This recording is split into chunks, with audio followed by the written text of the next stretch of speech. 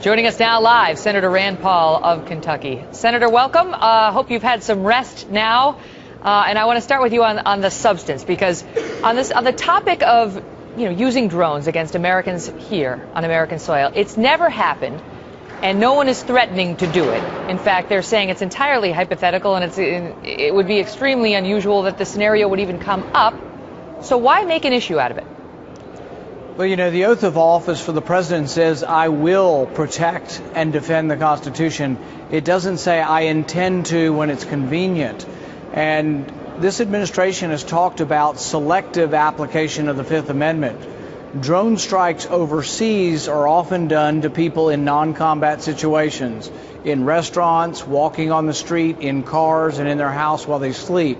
That's not the kind of standard we can have in our country. If you're sitting in a cafe, I don't care who you're emailing or what you're talking about, if they think you are associated with terrorism, you need to be arrested and you need to get your day in court. This is a fundamental American freedom, and that's what we're fighting for around the world. If we give up on that, I think we've done a great disservice to those who are defending our country.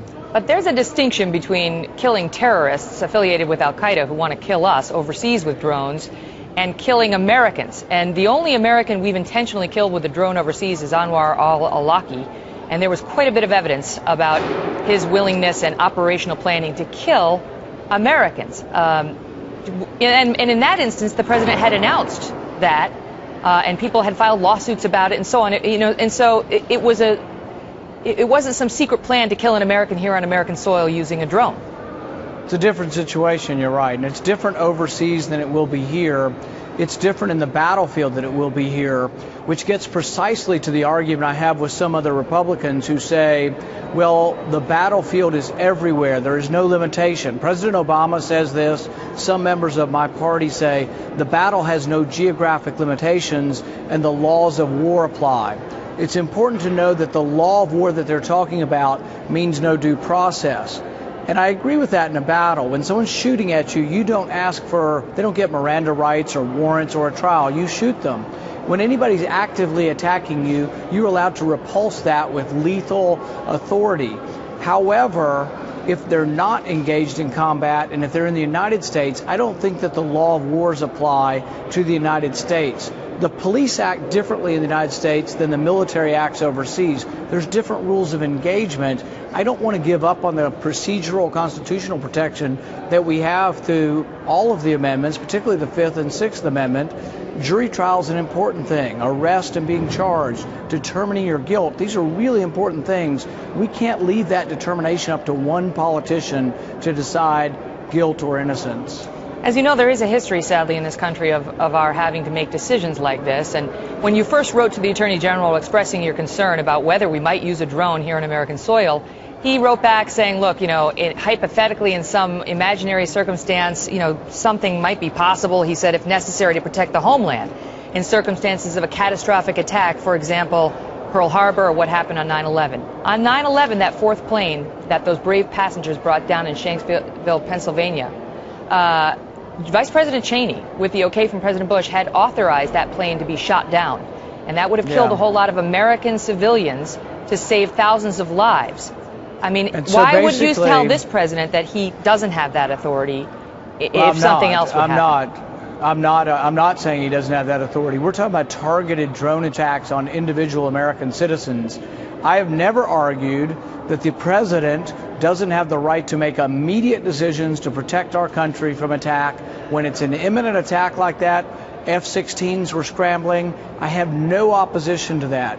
So Attorney General Holder answered a question we weren't asking. We're talking about targeted strikes of individuals. We're talking about John Smith, who's eating in a cafe in Seattle, but happens to be also emailing a cousin of his who lives in the Middle East, and that cousin, someone is determined, might be a terrorist. Now he is associated with terrorism. Does the country or the president get to decide, oh, he's an enemy combatant and he gets no lawyer and he gets no trial? his guilt is, I think, up to discussion, and you shouldn't drop a drone strike on him, and you shouldn't target an American citizen. We have a tough time sometimes. If you've ever been to a jury trial, it's not always easy to determine innocence and guilt. So if you're not lifting an arm against your country, if you're sitting in a cafe unarmed, you should be arrested like any other criminal, but you can't be killed with a targeted missile strike. And the president's been asked directly about this, and he's evaded the question. He has not answered, are you going to target American citizens on American soil? He said, well, we might have different rules outside than inside. And I say, for goodness sakes, you better. But I really can't conceive of targeting Americans. This has nothing to do with repulsing attack.